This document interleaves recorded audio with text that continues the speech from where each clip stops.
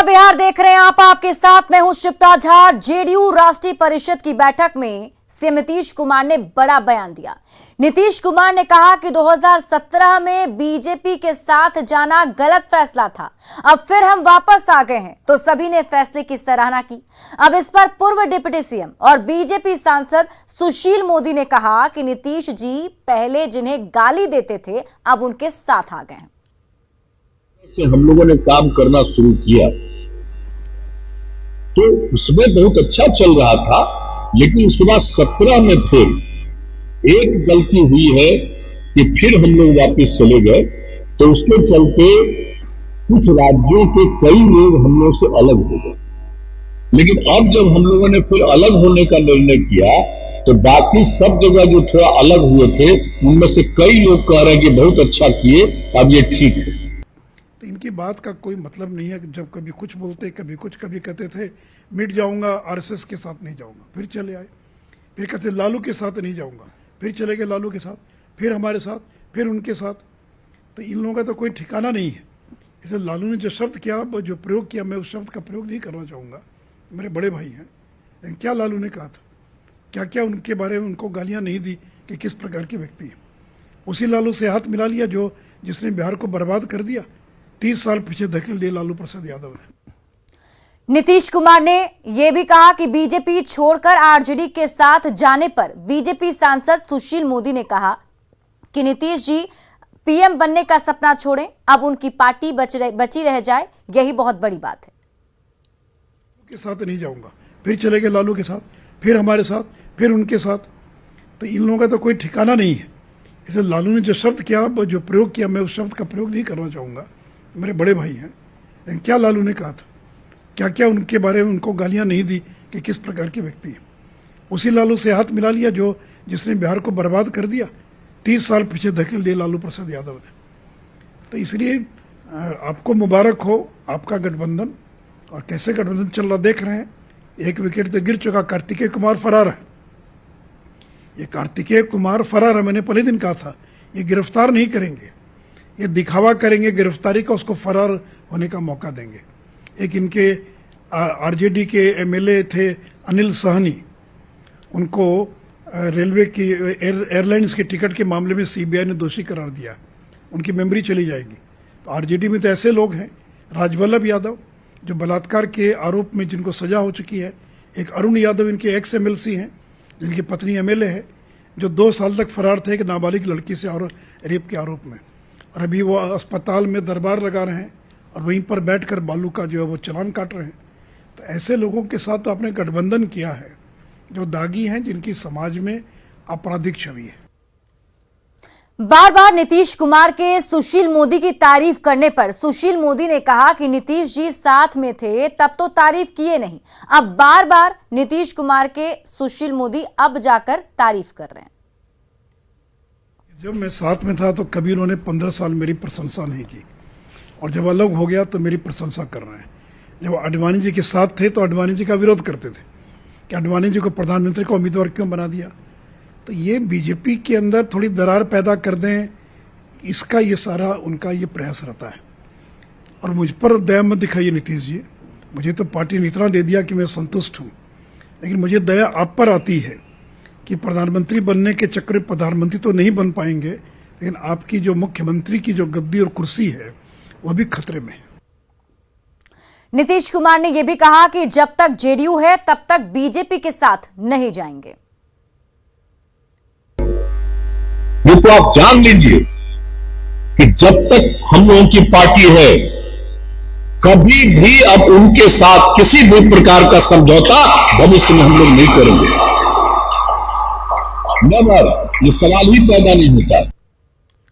अब इधर नीतीश कुमार कल दिल्ली जाने वाले हैं। जेडीयू की 2 दिनों तक चली बैठक में नीतीश कुमार की राष्ट्रीय भूमिका को लेकर चर्चा हुई। नीतीश कुमार ने खुद कहा कि विपक्षी दलों को एकजुट होकर लड़ना होगा, तभी बहुत अच्छी जीत मिलेगी। लोकसभा चुनाव में अभी 1.25 साल से ज्यादा का समय बाकी है, लेकिन सियासी लामबंदी शुरू हो चुकी है। 2024 में बीजेपी को रोकने के लिए बिहार के मुख्यमंत्री नीतीश कुमार सभी विपक्षी दलों को एकजुट करेंगे। जेडीयू की राष्ट्रीय कार्यकारिणी की बैठक में हिस्सा लेने के बाद मीडिया से बात करते हुए नीतीश कुमार ने इस बात के संकेत भी दे दिए। नीतीश कुमार ने कहा कि वो संख्या की बात तो नहीं करते, लेकिन सभी मिलकर लड़ेंगे तो अच्छी सफलता मिलेगी। उद्देश्य है कि सारे अपोजिशन पार्टी एकजुट हो जाएं और मिल करके अगर एकजुट होकर के चुनाव लड़ेंगे तो भारी सफलता हासिल मिलेगी। यही बात है, कोई संख्या की बात हम नहीं करते हैं। सब बात मिशन 2024 को लेकर सोमवार को नीतीश कुमार दिल्ली जाने वाले हैं। अपने दिल्ली दौरे के बारे में नीतीश कुमार ने कहा कि वो दिल्ली में विपक्ष के नेताओं से भी मुलाकात करेंगे। नहीं, हमारी भेंट होगी।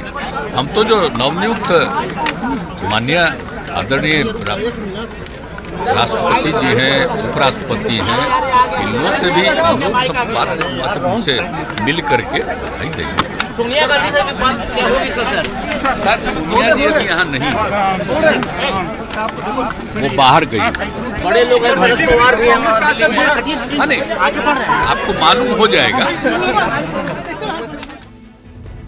पटना में हुई राष्ट्रीय कार्यकारिणी की बैठक में पार्टी के विस्तार के साथ साथ राष्ट्रीय राजनीति में नीतीश कुमार की भूमिका पर भी चर्चा हुई। हालांकि जेडीयू के नेता बार बार ये मैसेज देने की कोशिश कर रहे हैं कि नीतीश कुमार पीएम पद के उम्मीदवार नहीं हैं। पार्टी के ऑफिशियल स्पोक्समैन के नाते I am on record on saying कि जनता दल यू का कोई इस तरह का न रेजोल्यूशन है न प्रस्ताव है that he will be our prime minister candidate. Telangana के मुख्यमंत्री के चंद्रशेखर राव ने भी अभी चंद दिनों पहले पटना में बिहार के मुख्यमंत्री नीतीश कुमार से मुलाकात की थी। जाहिर सी बात है कि 2024 के लिए गोलबंदी तेज है, लेकिन विपक्ष को एकजुट करने में नीतीश कुमार कितना सफल होते हैं, ये तो आने वाला वक्त बताएगा। न्यूज 18 के लिए पटना से आनंद अमृतराज के साथ ब्यूरो रिपोर्ट। जेडीयू के राष्ट्रीय परिषद की बैठक में नीतीश कुमार ने यह भी कहा कि जब तक जेडीयू रहेगा तब तक बीजेपी के साथ नहीं जाएंगे। अब इस पर सुशील मोदी ने कहा कि आगे जेडीयू रहेगा ही नहीं, कुछ लोग बीजेपी में जाएंगे तो कुछ आरजेडी में। मतलब क्या है, ये तो आप जान लीजिए कि जब तक हम लोगों की पार्टी है, कभी भी अब उनके साथ किसी भी प्रकार का समझौता भविष्य में हम लोग नहीं करेंगे।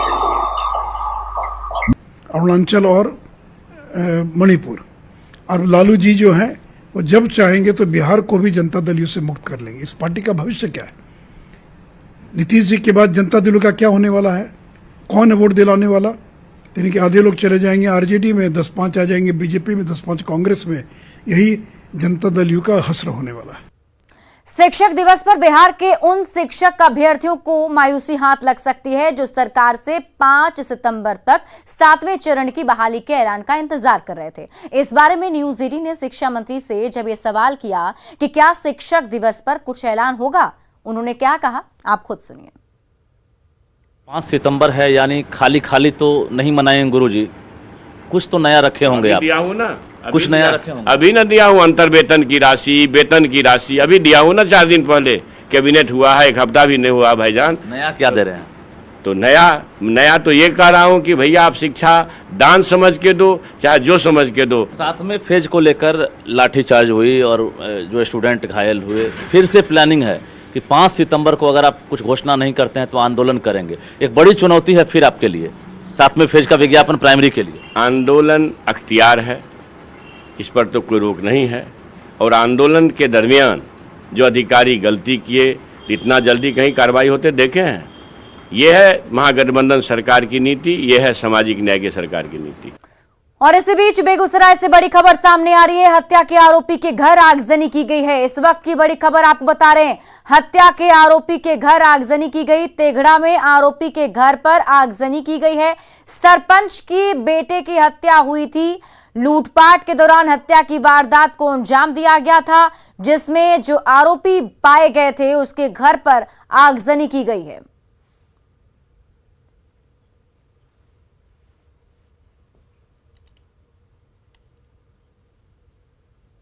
दानापुर के शेरपुर में गंगा में यात्रियों से भरी नाव डूब गई, जिसमें 10 लोग लापता हैं। प्रशासन की टीम लापता लोगों की तलाश कर रही है। नाव पर करीब 50 लोग सवार थे, जिसमें से ज्यादातर लोगों को बाहर निकाल लिया गया, लेकिन 5 लोग लापता हैं। नाव पर सवार लोग शाहपुर थाना क्षेत्र के दाऊदपुर के रहने वाले हैं, जो मवेशी का चारा लाने के लिए गए थे। लौटते वक्त शेरपुर के पास नाव गंगा में डूब गई। रोहतास की डेहरी में एसडीएम की गाड़ी पर बालू माफियाओं ने हमला किया, जिसमें एसडीएम का बॉडीगार्ड जख्मी हो गया है। घटना कोल डिपो के पास की है। बताया जा रहा है कि प्रशासन की टीम पर पथराव कर अवैध धंधेबाजों ने बालू से 20 से ज्यादा ट्रैक्टर छुड़ा लिए। एसडीएम के मुताबिक 2-3 जगह पथराव किया गया और अभी भी कई जगहों पर बालू की अवैध डंपिंग की गई। प्रशासन माफिया की पहचान करने में जुटा हुआ है। जैसे बालू के अगेंस्ट हम लोग जब कार्रवाई कर रहे थे तो एक जगह रोका गया था, तो वहाँ पर ट्रैक्टर के साथ कुछ 2-3 असामाजिक तत्व भी थे, जिन्होंने पत्थर फेंक करके हमला किया, जिसमें जो मेरे पर्सनल बॉडीगार्ड है उसके हाथ में काफ़ी जख्म लगा है। और उसके अलावा भी हम लोग 2-3 जगह भी और रेड कर रहे थे, तो वहाँ भी पत्थरबाजी की घटना हुई है, जिसको संज्ञान में लिया गया है। खगड़िया के मथुरापुर नवटोलिया गांव में एक व्यक्ति ने पारिवारिक विवाद में अपने पिता और बहन की हत्या कर दी। बताया जा रहा है कि पिता दूसरी शादी करके अपने तीनों बेटों को जायदाद से बेदखल करना चाहता था। इसी को लेकर कई बार घर में विवाद हुआ था, जिसमें हत्या की आशंका जताई जा रही है।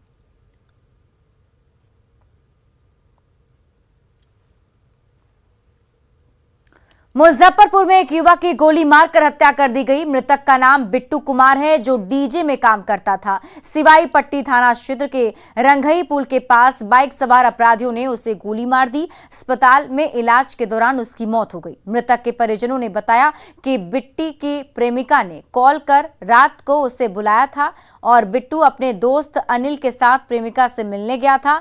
लौटने के दौरान अपराधियों ने रंघई पुल के पास उसे घेर लिया और गोली मार दी। दहशत फैलाने के लिए अपराधियों ने हवाई फायरिंग भी की। इस मामले में पुलिस के हाथ कोई सुराग नहीं लगा है।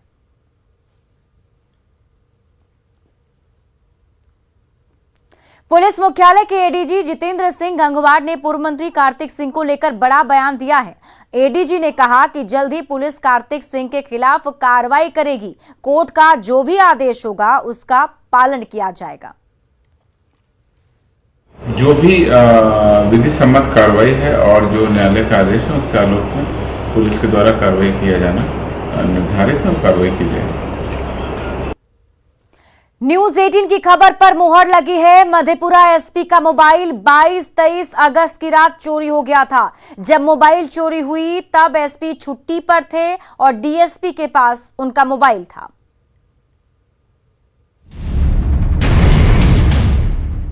आखिरकार इस बात की पुष्टि हो ही गई कि मधेपुरा एसपी का मोबाइल चोरी हुआ था। इस बात की पुष्टि खुद मधेपुरा एसपी राजेश कुमार ने की।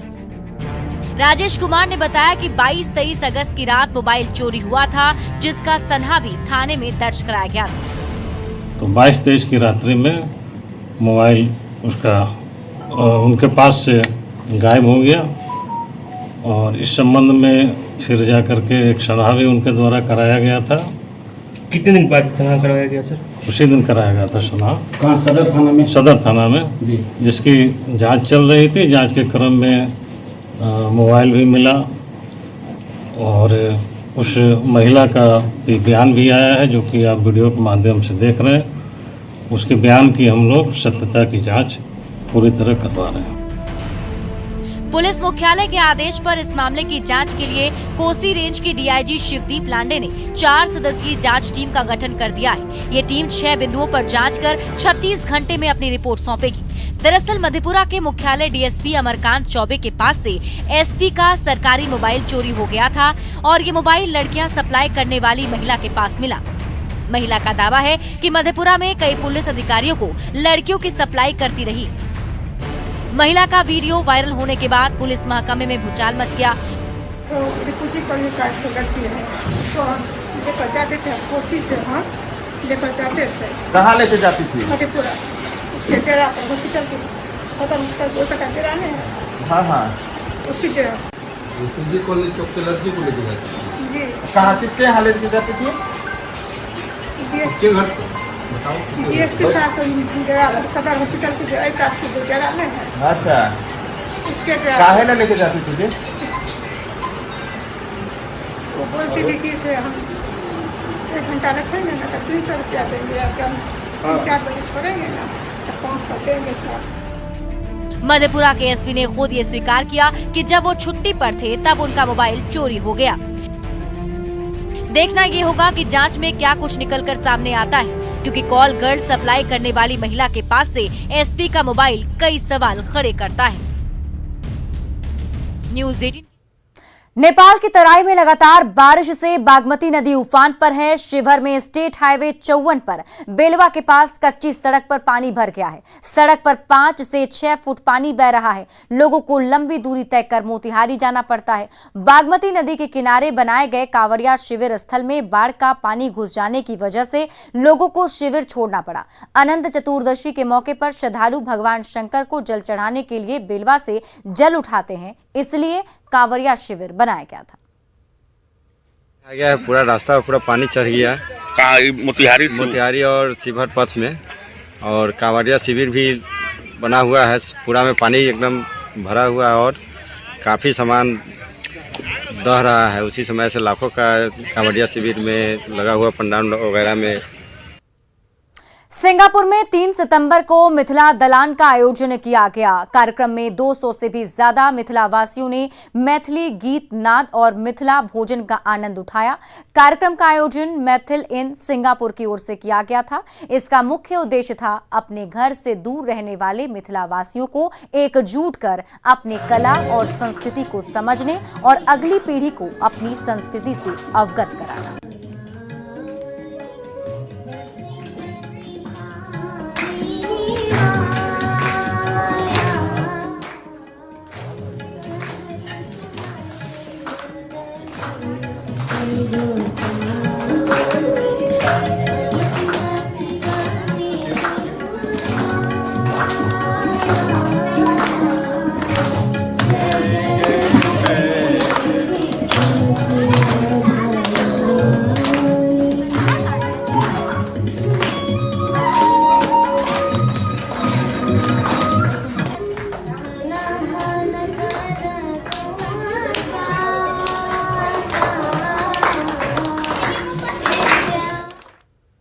और फिलहाल इस बुलेटिन में अभी के लिए बस इतना ही। आप देखते रहिए न्यूज़ 18 बिहार झारखंड। आसपास के